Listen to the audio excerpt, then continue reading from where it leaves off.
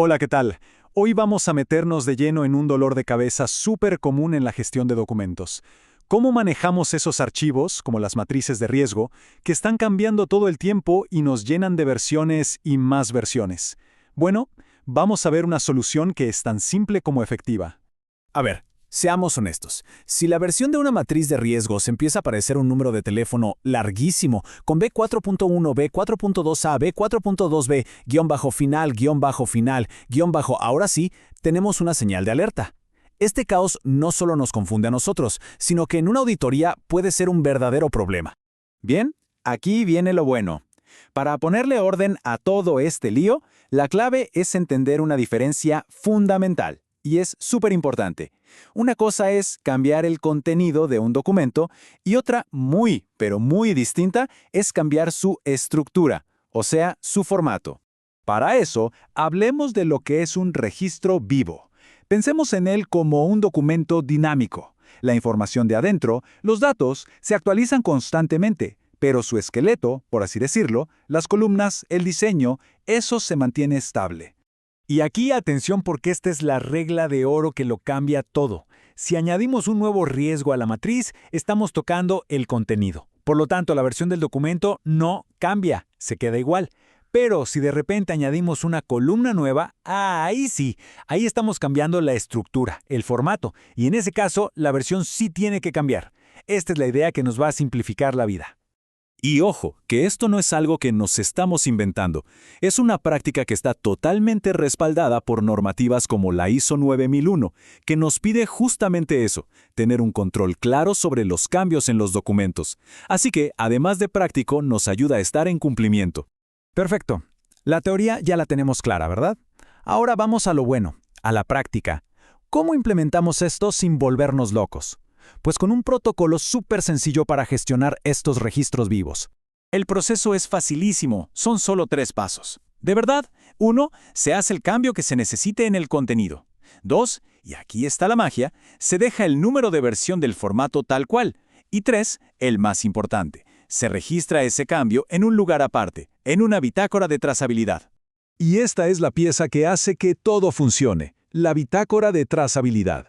Es un registro simple, pero créanme, súper poderoso. En lugar de crear un archivo nuevo, simplemente anotamos qué se cambió, por qué y quién lo hizo. Así mantenemos un historial completo y auditable sin tocar el número de versión del formato maestro. Para que esto quede grabado a fuego, vamos a verlo con un ejemplo bien práctico. Empecemos con el caso más común, una actualización de contenido. Ok, aquí tenemos nuestra matriz. Fíjense bien, es la versión 3. Y vamos a poner la lupa sobre el riesgo asociado al ruido, que ahora mismo tiene un valor inicial de 15. Ahora se implementa una mejora y el valor de ese riesgo se actualiza a 12. Miren lo importante. ¿Qué versión es el documento? Sigue siendo la versión 3. ¿Por qué? Porque solo cambiamos un dato, el contenido, y el registro de ese cambio ya se hizo en la bitácora, no en el nombre del archivo. Muy bien, ya vimos cuándo no cambiar la versión. Ahora, para que no quede ninguna duda, veamos el caso contrario. Cuándo sí es obligatorio hacerlo. Ahora, el equipo decide que necesita más información y añade una columna nueva, fecha de control.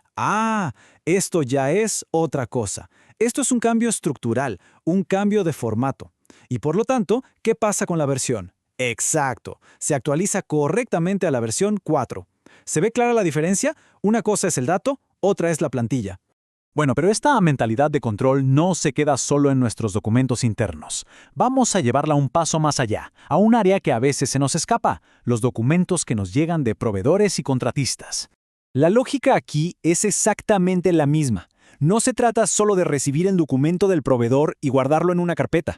Tenemos que aplicar el mismo rigor, el mismo control, para asegurarnos de que todo lo que nos entregan esté vigente y en orden. Y para que esto sea más fácil, aquí tienen una lista de chequeo rápida para los líderes de proceso. Primero, y esto es básico, validar siempre la vigencia de los certificados antes de que inicie el servicio. Segundo, centralizar todo. Todas las fichas técnicas deben estar en un solo lugar oficial. Y tercero, crear el hábito. Una vez al año, pedir y archivar la documentación actualizada de los proveedores. Simple pero efectivo. Bien, ya para ir cerrando, si nos damos cuenta, lo que hemos visto hoy es más que una técnica. Es un cambio de mentalidad.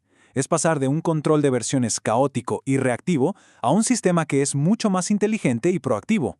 Y si hay una sola idea con la que quiero que se queden de todo esto, es esta. El objetivo no es coleccionar versiones de un archivo. La meta es tener una trazabilidad impecable, saber qué pasó, cuándo y por qué.